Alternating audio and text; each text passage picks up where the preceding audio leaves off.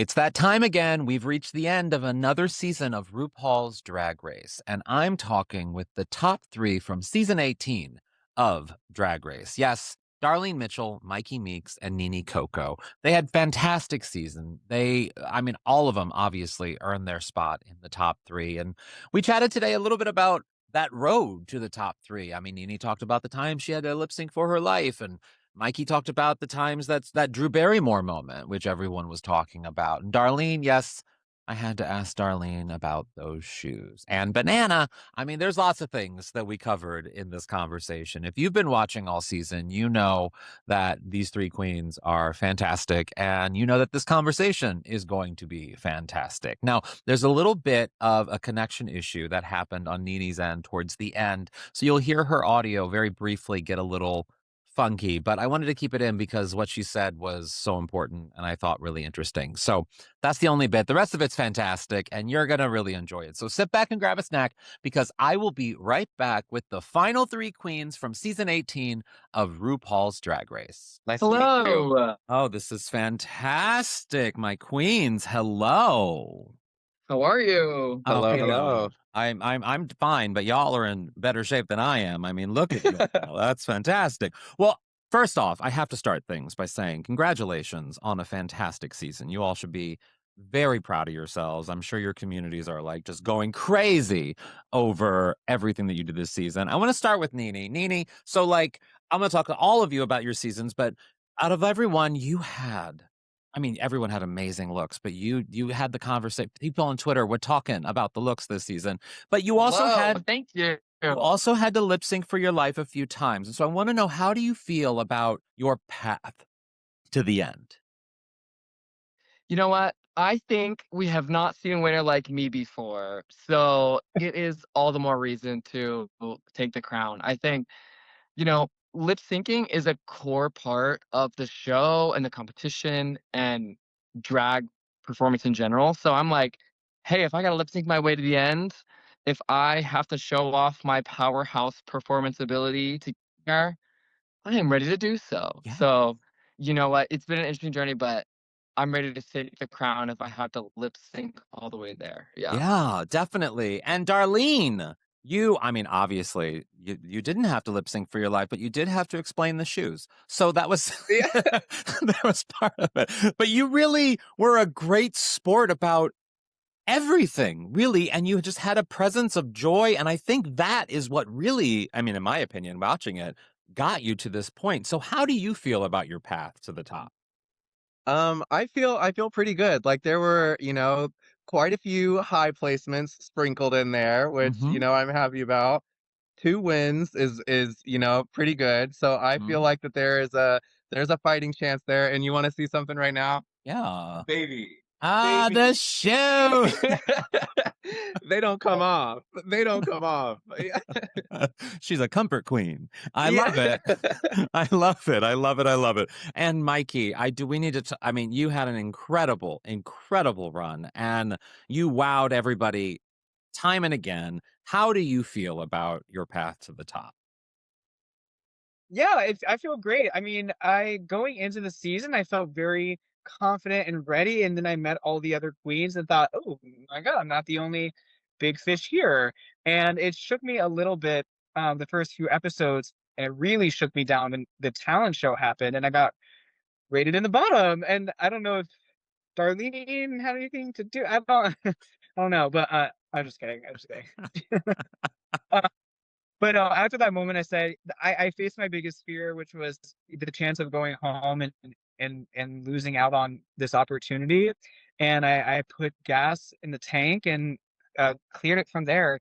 I'm very proud of what I've been able to present. I feel like I was very me the whole time, and I had a fabulous time. I loved it.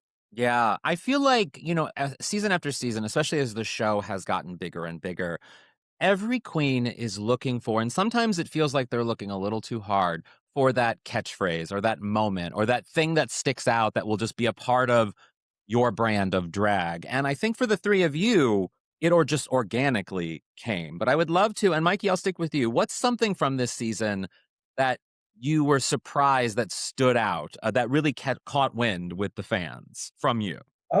The Drew Barrymore Snatch Mm. Game. I placed in the top, but after my runway, I was just like, yeah, you know what? It is what it is. Like I did a good job. It was fun, and for it to have gone as far as it did to even meet Drew Barrymore and do it in front of her was just incredible. So I'm very, very proud of that moment. Well, and Nini, I mean, your snatch game as well was I mean, when you do male snatch, that's can be surprising. It can go either way. So what is Yeah. something from this season that stands out to you that you're surprised that people really responded to? I'm happy to announce that I will be co-narrating the next Planet Earth with David, Sir David, my friend. You know, Myki, so sorry to step on the toes of your success. However, no, I was so like seeing Myki Snatch Game for the first time was like we didn't get to see each other's group, so like I was blown away by what she did, and yeah, I felt like I did take a big risk, a big swing, and I remember the room being on fire. I remember Darlene being in her knees; she could not stay in character. It was such a cool experience, and yeah, that was the last challenge I expected to win. So when it came through, I was like, "Oh, I am unstoppable at this point. Like I could do anything." Yeah. Fast forward a few episodes. Is that true? Debatable.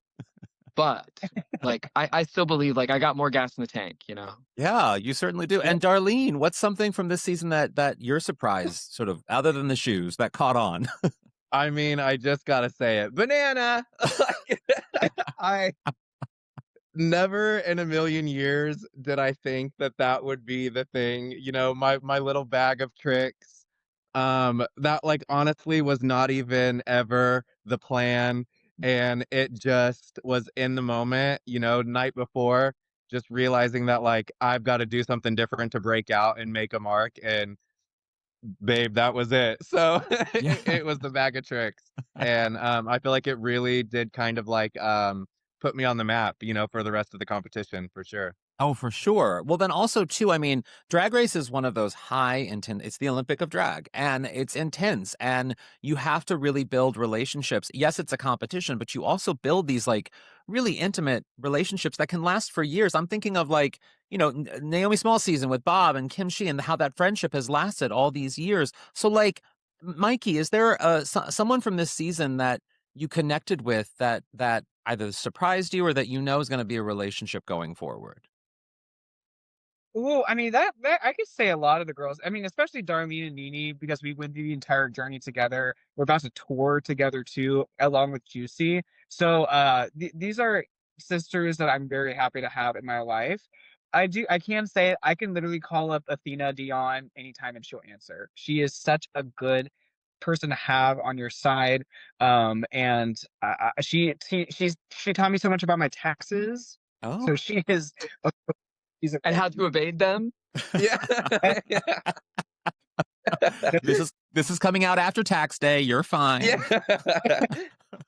And I think, well, we had a lot of mirror chats, and we shared a lot about our lives together. So I love that. I love that woman. I love that. Yeah. Darlene? Obviously these two. I mean, the top three group chat is that was formed right away. So like these two definitely have a place in my heart. And then of course, I walked away with like a new best friend with Jane Don't. So it was like I said earlier today in an interview, you go into these competitions, of course knowing you're going to make friends, but not necessarily meeting somebody that you feel like is going to be like a best friend for life. And like that was a feeling that I got with Jane Don't, pretty much like right away. So that relationship is very meaningful and special to me. Yeah, I think the top three, we saw every challenge together. We have been through the thick of it all. Like this is the core. And um I will add, I remember Jane did a tarot reading for me at I think it was top 5 that I think changed my life. And it happened all off camera. But um yeah, the group that has been through this whole thing together is core. They're sticking around. Yeah, for sure. Well, so one of the things that I think about whenever I watch a season of Drag Race is I always want to know, or I always want to ponder, if you will, what the winner will do with that title, with that win. You know what I mean? Like, I'm always eager to see a queen go off and do something spectacular or whatever the ambition is. So, if you win this season of Drag Race, what do you foresee for yourself doing next? What will you do with this win, Darlene? I think sort of like I've joked that like I'm like the reset button when it comes to drag.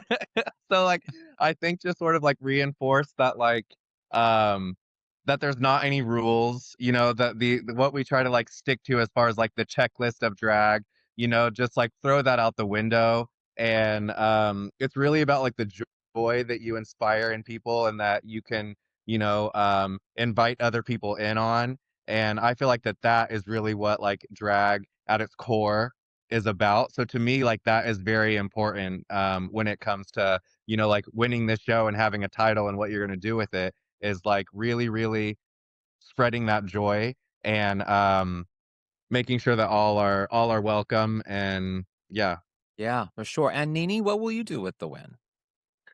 I think the people who have inspired me to do drag have kind of created their own world outside of Drag Race. Like, I'm thinking of Sasha Velour is someone who has nightgowns and, these other shows that invite entertainers and performers and artists that they're inspired by, and then that's kind of something I wanna try to emulate in my own way, is, like, find ways to invite other performers that inspire me to create shows that are so much beyond what I could do on my own. I think Drag Race has shown me the power of collaboration too, and because before the show, I really did everything myself from outfits to production to mixes, and it's like you can create such more powerful work through collaboration. So that's what I hope to do is kind of share this experience and this opportunity with other artists and create a unique show that's in my own lane. Have I figured out exactly what that is? No, but it's gonna be fierce, it's high production, and it it's gonna be another version of performance art and hopefully expand what drag can be and the audiences that it can reach. For sure. And Mikey? I would quit. I've reached my limit. Yeah, Hey, No, hey. I've tapped always out. had the joy of producing, directing, and all that good stuff. I'm very fortunate that I work for an event venue in Orlando that allows me to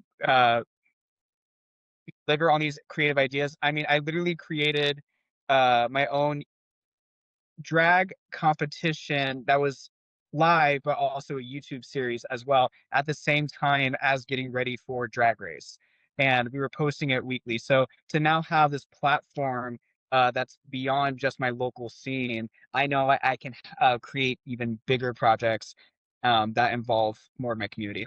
Yeah. Well, my final question, I only have a few minutes left, is, the state of the world at the moment is chaotic, and drag queens and drag and queer community in general have come under a lot of intense criticism sometimes from lots of different avenues. And I want to know, for people who are watching this season sort of as an outlet for hope, for as a distraction to what's going on in the world, but also an outlet for hope, what do you hope people take from your drag and this season of Drag Race? Mikey, I'll start with you. I don't want to speak for the other two. I think that Buzz and a lot of the queens this season represent just fun in drag. Like we want to bring a sense of fun with everything we do, and to give people an escape from the what we're living in right now once a week is although it's probably not my favorite time for this to happen for us, it is very important that we are doing this. People seek refuge in the pure joy that we're bringing every single week. Um, and I hope the message of being yourself, living life boldly and loving fiercely can resonate with a lot of people who may not be familiar with the show. Yeah, Nini?